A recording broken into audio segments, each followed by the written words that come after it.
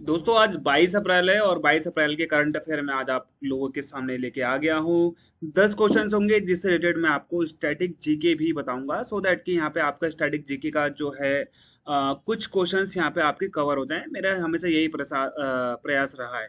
ठीक है, पहला क्वेश्चन है, कौन से आईआईटी ने रिसेंटली लॉन्च किया है भारत का पहला first medical device calibration facility on wheels? का मतलब क्या है कि एक गाड़ी जाएगी जो वहां पर डायग्नोसिस के मशीन्स हैं, कहीं भी किसी भी मेडिकल सेंटर में जा सकती है, मतलब कि अगर कोई बुलाएगा तो, और उनके जो डिवाइसेस होते हैं मेडिकल डिवाइसेस उनको चेक करेगी और बताएगी ये प्रॉपरली वर्क कर रहे हैं या नहीं है। ओके, तो ये भारत का पहला पहला मेडिकल डिवाइस कैलिब्रेशन फैसिलिटी होगा जो कि एक गाड़ी में सेटअप किया जाएगा।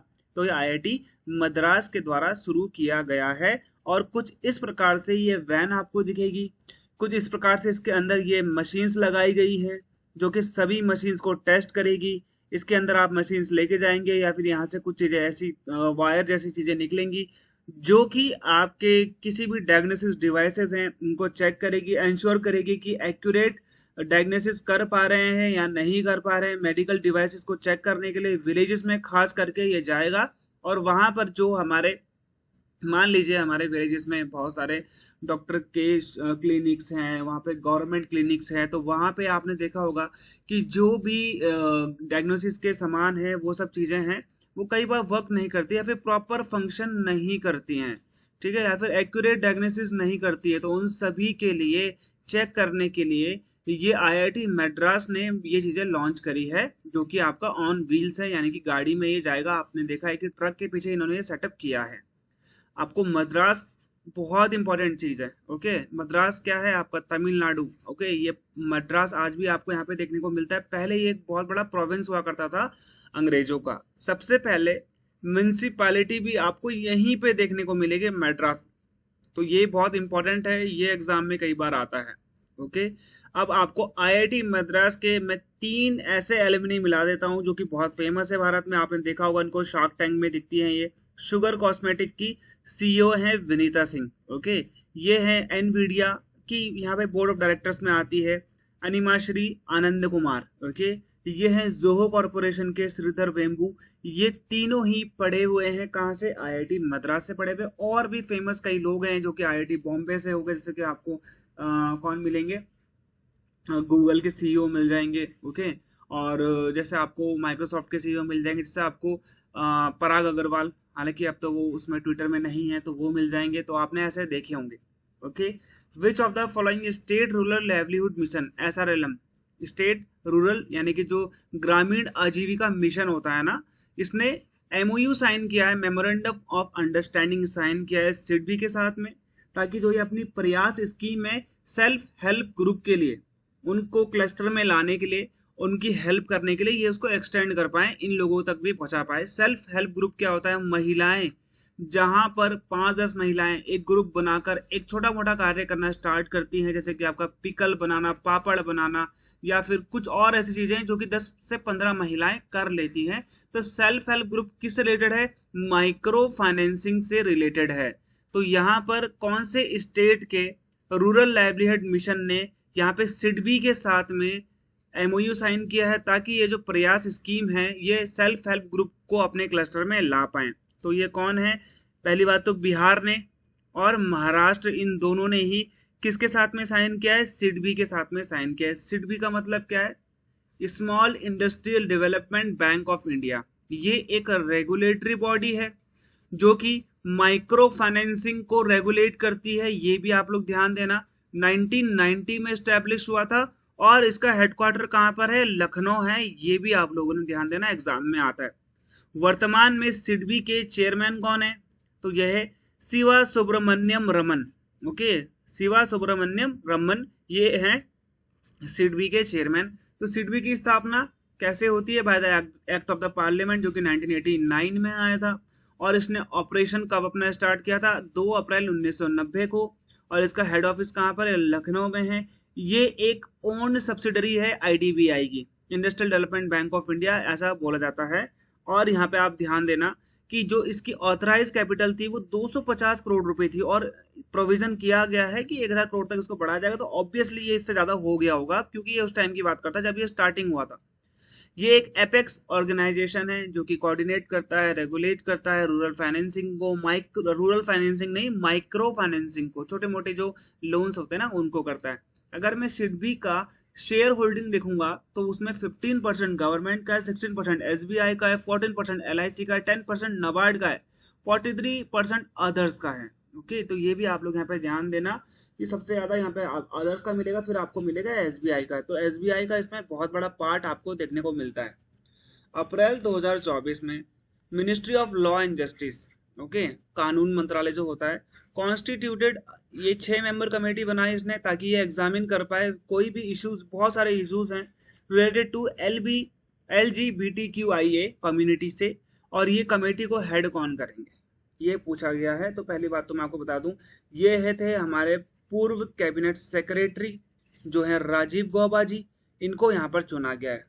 एल का मतलब क्या होता है, लेस्बियन, जी का मतलब होता है गे, बी का मतलब होता है बाइसेक्सुअल, टी का मतलब transgender, transsexual, queer, questioning, intersex, एले, एसेक्सुअल और पेनसेक्सुअल। ये कई टाइप के व्यक्ति होते हैं जिनकी आप एक तरीके से बोल सकते हो उनकी डिजायर या फिर उनका सेक्सुअल जो भी नीड्स होती है वो किस प्रकार से या फिर किस तरीके से देखते हैं, वो इन कैटेगरीज में डिवाइड करा गया है। तो ये चीजें आप लोग यहाँ पे ध्यान देना। ये एग्जाम में कई बार आता है कि LGBTQ में ये टी का मतलब क्या है, बी का मतलब क्या है, क्यू का मतलब क्या है, तो ये आपसे पूछा जा सकता है, एग्जाम में कई बार आता है।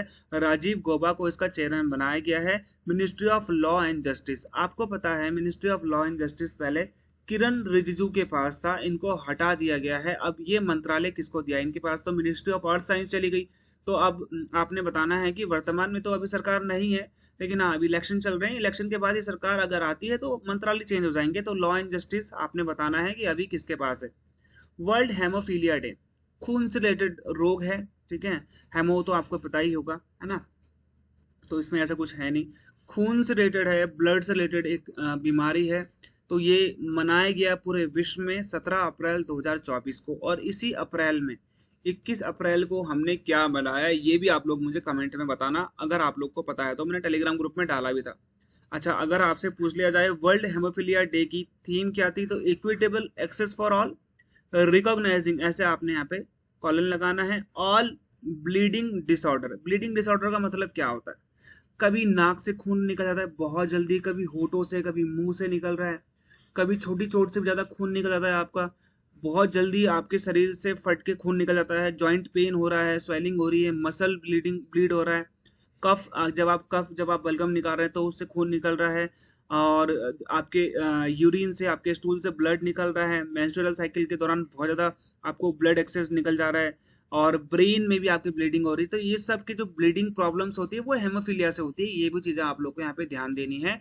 तो ये आपका है हेमोग्लोबिन, पता होगा ना आपको, is the main important part of the blood, okay, जो कि रंग भी देता है हमारे ब्लड को रेड कलर। तो ये जो हेमोफीलिया है और हेमोग्लोबिन है ये आप लोग हमेशा याद रखना। तो कौन से एयरपोर्ट को भारत में best airport staff in India and south Asia का अवार्ड दिया गया है स्काई ट्रैक्स के द्वारा। कुछ दिनों पहले मैंने आपको बताया था कि जो स्काई ट्रैक्स के द्वारा, ये जो है ना स्काई ट्रैक्स, इसने हमाद इंटरनेशनल एयरपोर्ट को वर्ल्ड का बेस्ट एयरपोर्ट चुना है, जो कि कतर में है। कतर की जो करेंसी वो रियाल है, कतर के जो शेख हैं, अमीर हैं, वो है शेख तमीम, और कतर की जो यहाँ पे लोकेशन है वो है आपकी मिडल ईस्ट में, जो कि पड़ता है एशिया में। ये आपका है पर्शियन गल्फ, ये आपका है कौन सा, गल्फ ऑफ ओमान, ये है आपका गल्फ ऑफ एडन, ये है आपका रेड सी। तो यहाँ पे ना जब दो वाटर बॉडीज को एक हल्का पतला स्पेस या पैसेज जोड़ता है, दैट इज कॉल्ड स्ट्रेट। तो यहाँ पे स्ट्रेट कौन सा है, तो ये है हार्मुज, स्ट्रेट ऑफ हार्मुज, ये एग्जाम में आता है। ये वाला स्ट्रेट कौन सा है, ये है बबल मंदीप, ये आता है एग्जाम में कई बार, ओके। तो यहाँ पे किसको दिया गया है, हैदराबाद इंटरनेशनल एयरपोर्ट को दिया गया है। इंदिरा गांधी इंटरनेशनल एयरपोर्ट आपसे एग्जाम में पूछेगा तो आप बोल देना कि ये दिल्ली में है। सरदार वल्लभ भाई पटेल इंटरनेशनल एयरपोर्ट तो ये अहमदाबाद में, राजीव गांधी इंटरनेशनल एयरपोर्ट ये हैदराबाद में है। ये भी कई बार एग्जाम में आता है, ओके। तो ये भी आप लोग यहाँ पे ध्यान देना, ओके। तो ये आप लोग बताओ, यहाँ पे देखो कुछ इंपॉर्टेंट है जो मैं आपको यहाँ पे बता रहा हूँ। गुरु रामदास जी इंटरनेशनल एयरपोर्ट पंजाब में है, अमृतसर में है। शेख उल आलम इंटरनेशनल एयरपोर्ट श्रीनगर में है। चंडीगढ़ एयरपोर्ट को चंडीगढ़ ही बोलते, दिल्ली वाले को आईजीआई कहते हैं। ओके, वडोदरा को सरदार वल्लभ भाई पटेल इंटरनेशनल एयरपोर्ट है अहमदाबाद में। ओके, छत्रपति शिवाजी कहाँ पर है? इंटरनेशनल एयरपोर्ट मुंबई में है। डाबोलिम गोवा में, गोवा वाले को बोलते हैं। ओके, और यहाँ पे आप देखोगे कोयम्बटूर हो गया, मदुरई हो गया, तिरुचिरापल्ली, कैंपेगौड़ा इंटरनेशनल एयरपोर्ट बेंगलुरु में है, कर्नाटक में, कैंपेगौड़ा। राजीव गांधी वाला कहाँ पर है? हैदराबाद में। बीजू पटनायक वाला कहाँ पर है? ओडिशा के भुवनेश्वर में, जो कि कैपिटल है। सुभाष चंद्र बोस, ये वैसे डमडम में है, डमडम एरिया का नाम है। ओके, और ये आपका एयरपोर्ट है कलकत्ता में, डमडम बागडोगरा भी बोलते हैं उसके आसपास के एरिया को। लोकप्रिय गोपीनाथ बारदोली इंटरनेशनल एयरपोर्ट कहाँ पर है? असम, गुवाहाटी। ओके, गुवाहाटी में मिलेगा आपको। और बागडोगरा, अच्छा बागडोगरा आप लोग को बता दिया है, ऊपर वाला हो गया। बागडोगरा वाला ऊपर है वेस्ट बंगाल में, ये वाला डमडम में पड़ता है, ये बागडोगरा वाला अलग है। लाल बहादुर शास्त्री इंटरनेशनल एयरपोर्ट आपको उत्तर प्रदेश में मिलेगा, कहाँ पर? वाराणसी में। चौधरी चरण सिंह वाला आपको लखनऊ में मिलेगा। ये दोनों एग्जाम में कई बार आते हैं। कौन सी कंट्री 38वीं कंट्री बन गई है जिसने आर्टेमिस अकॉर्ड जोड़ा है? आर्टेमिस अकॉर्ड है नासा का है। सिंपली ये भी कह सकते हो कि भाई ये किसका है? ये नासा का भी नहीं है, तो आप सीधा आप इसको यूएस से भी कह सकते हो, ऐसा कुछ है नहीं। ओके, तो वो कौन सी कंट्री है भाई? स्वीडन है वो कंट्री। आर्टेमिस अकॉर्ड अगर आप देखोगे तो कौन कौन सी कंट्री है अभी तक आपको? ऑस्ट्रेलिया, हालांकि ये अभी धीरे धीरे अपडेट हो रहा है, तो मे बी इसमें और कंट्री ऐड हो चुकी होंगी। इंडिया भी इसका पार्ट है, इसलिए आपके लिए इंपॉर्टेंट होता है। ओके, इंडिया भी इसका एक पार्ट है। इंडिया, एशिया से आपको जापान भी मिल जाएगा। ओके, कोरिया भी मिल जाएगा आपको, सिंगापुर भी मिल जाएगा आपको, एशिया सऊदी अरेबिया भी मिल जाएगा आपको। ओके, और यहाँ पे यूएई भी मिल जाएगा आपको। हालांकि यूक्रेन और यूके दोनों ही इसका पार्ट भी है आर्टेमिस अकॉर्ड का। ये आर्टेमिस अकॉर्ड है क्या? आर्टेमिस अकॉर्ड का मतलब क्या है कि यहाँ पर ना जो नासा है, नासा ने पर्टिकुलरली क्या बोला है कि हम 2024 तक मून में लैंड कर लेंगे विद द मैन्ड मिशन। और इस आर्टेमिस अकॉर्ड में और भी कई सारे एक्सप्लोरेशन है, डीप स्पेस एक्सप्लोरेशन भी है। डीप स्पेस एक्सप्लोरेशन भी है, जिसके तहत यहाँ पे वेरियस जो कंट्रीज हैं, पहले तो इसमें इनिशियली इसमें 8 कंट्रीज थी, तो इसके बाद बाकी कंट्रीज को भी यहाँ पे जोड़ा गया ताकि ये डीप स्पेस एक्सप्लोरेशन कर पाए और ये सस्टेनेबल एक्सप्लोरेशन करें। ऐसा नहीं हो कि बहुत ज्यादा पैसा लग रहा है आपका। ओके, अब यहाँ पे देखो इसरो के मिशन जो कि आपके लिए बहुत इंपॉर्टेंट है। ओके, भारत का पहला, आपको यहाँ पे जो मिलेगा, भारत का पहला सैटेलाइट 1975 में आर्यभट्टा था। फिर भारत ने 1983 में इनसैट, इंडियन नेशनल सैटेलाइट, जो कि हमारे किसके लिए है? टेलीकम्युनिकेशन के लिए था, हमारे टीवी के लिए था, हमारे सब चीज के लिए था, डिजास्टर मैनेजमेंट के लिए था। उसके बाद हमारा चंद्रयान बहुत इंपॉर्टेंट है, 2008 में आया था।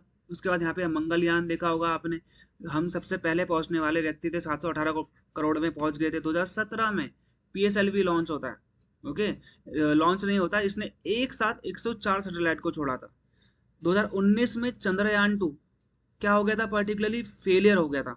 ओके, क्रैश लैंड कर दिया था इसने। 2023 में चंद्रयान 3 लैंडर मॉड्यूल बनता है। 2023 में ही आपको यहाँ पे क्या मिलेगा? आदित्य L1 भी हमने सोलर मिशन को करने के लिए लॉन्च करा है।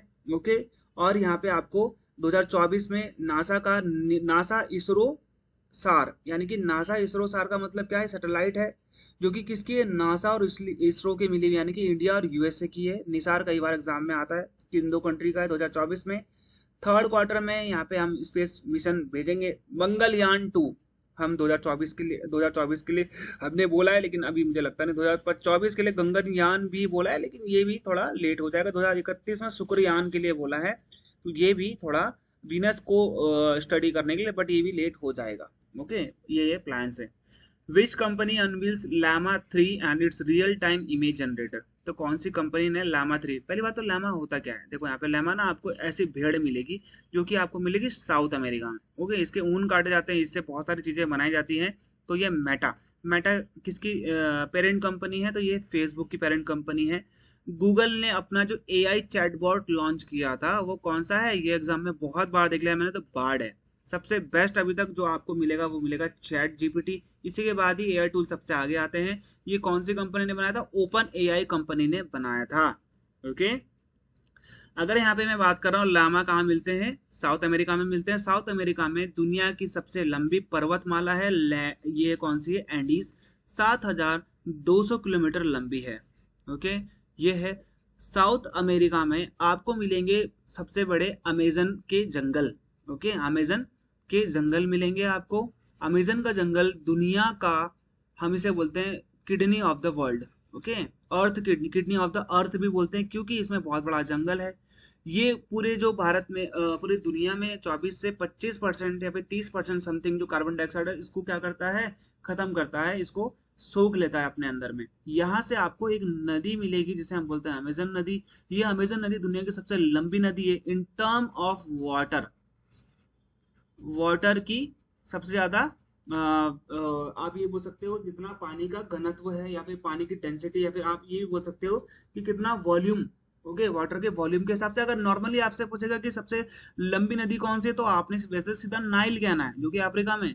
लेकिन अगर आपसे यहाँ पे पूछा जाए कि भाई सबसे लंबी नदी इन टर्म ऑफ वॉल्यूम, तो आप बोलेंगे अमेजन। ओके, यहाँ पे आपको ना अर्जेंटीना मिलेगा, सबसे बड़ी कंट्री मिलेगी ब्राजील।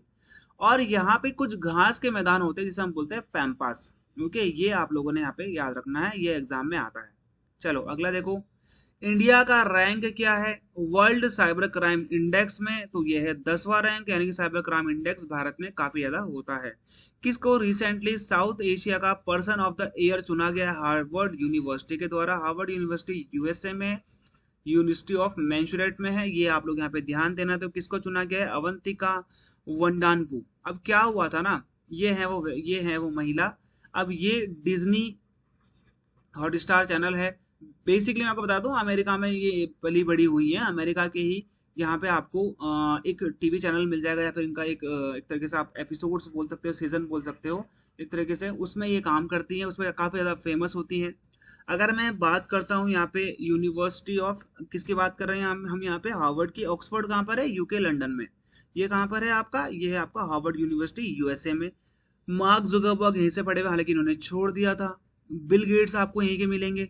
टॉम ली जोन्स आपको यहीं के मिलेंगे। ओके, स्टीव बाल्मर, इतने बड़े बाल्मर ग्रुप के आदमी। Okay, John F Kennedy USA के प्रेसिडेंट, बैराक ओबामा यूएसए के प्रेसिडेंट भी यहीं से पढ़े हुए हैं। बहुत बड़े बड़े व्यक्ति हैं, बहुत अच्छी यूनिवर्सिटीज हैं भारत में। आपको पता होगा अमिताभ बच्चन को इन्होंने डॉक्टरेट की फिलोसफी, डॉक्टरेट इन फिलोसफी की जो उपाधि है, ऑनरेरी उपाधि, वो उनको दी थी। और भी कई सारे यहाँ पे व्यक्ति है जिनको यहाँ पे दी गई है। लास्ट क्वेश्चन है आज का, इंडिया ने एक्वायर करा है कौन सी कंट्री के पोर्ट सितवे को। ओके, एक्वायर करा है कि इस पोर्ट को, सितवे पोर्ट को क्या करे, ये ऑपरेट करे, तो ये कौन सी कंट्री में है, तो ये है आपके म्यांमार में। ओके, ये आप लोग ध्यान देना। अब यहाँ पे आप श्रीलंका में आपको हम्बन टोटा मिलेगा, और मैं आपको बता दूंगा अभी आगे। सबसे पहले तो यहाँ पे देखो, भारत का यहाँ पे आपका डायमंड हार्बर है, यानी कि यहाँ पे कलकत्ता पोर्ट है। ओके, यहाँ से डायरेक्टली आपको एक्सेस मिल जाएगा म्यांमार का सितवे पोर्ट। और यहाँ से हम लोग म्यांमार से डायरेक्टली शिप के द्वारा या फिर पानी के द्वारा यहाँ पे हम क्या कर पाएंगे, बिजनेस कर पाएंगे। नहीं तो अगर आप देखोगे तो ये जो म्यांमार है उसको यहाँ से गाड़ी लानी पड़ेगी, और ये बहुत ज़्यादा लंबा रूट पड़ जाएगा। तो डायरेक्टली इन्होंने पानी का रूट है, जो कि चीपेस्ट रूट है, वो इन्होंने एक्वायर करा है। अब ये जल्दी जल्दी इस पोर्ट को क्या करने लग जाएंगे, ऑपरेट करने लग जाएंगे। तो म्यांमार की जो कैपिटल है वो कौन सी है, नेपिदो। इससे पहले क्या थी, वो थी रंगून। ये लोग यहाँ पे ध्यान देना, एग्जाम में आते बार मैंने देखा है इसको। ओके, आंग सान सू कुई यहाँ पे अभी नजरबंद है, अभी यहाँ पे मिलिट्री कू चल रहा है। ओके, और यहाँ पे एक और सबसे इंपॉर्टेंट है रोहिंग्याज। रोहिंग्याज एक मुस्लिम कम्युनिटी है जो कि यहाँ पे माइनॉरिटी में, यहाँ पे इनको काफी मारा जा रहा है, जो कि ये भागकर कहाँ पे आ रहे हैं, भारत में आ रहे हैं। ये है श्रीलंका। श्रीलंका को हम बोलते हैं pearl of Indian Ocean, tear of Indian Ocean, क्योंकि ये उसी शेप का है। सबसे इंपॉर्टेंट जो पोर्ट है इनका कोलंबो पोर्ट है। कोलंबो पोर्ट का टर्मिनल 4, जो कि एक कंटेनर टर्मिनल, इसको अडानी पोर्ट ने ले लिया है। समझ में आया आपको। हम्बन टोटा पोर्ट चाइना ने ले लिया है। त्रिंकोमाले पोर्ट की बात चल रही है। ये इसमें 4 पोर्ट है जो कि फेमस है, त्रिंकोमाले, हम्बन टोटा, गाले और कोलंबो। कोलंबो वाला जो टर्मिनल है ये इंडिया के अंतर्गत में का है, ये ध्यान देना आप लोग, ठीक है। तो ये मैं आपको बता रहा था, एग्जाम में काफी इंपॉर्टेंट है। हमारा ऐप डाउनलोड जरूर करना। सीधा जाओ गूगल के प्ले स्टोर में, सर्च करो आई एग्जाम भी। आई एग्जाम भी सर्च करने के बाद आपको यहाँ पे ऐप मिल जाएगा। अगर आप कोर्स लेते हैं तो वहाँ पे आपको लाइव क्लासेस मिल जाएंगे, डेली क्विजेस आपको देखने को मिलेंगे। अपने कोर्स का आप फुल एक्सेस ले पाओगे, डेली करंट अफेयर के क्वेश्चंस भी वहाँ पे आपको मिल जाएंगे। मिलते हैं हमारे अगले वीडियो में, तब तक के लिए गुड बाय एंड जय हिंद।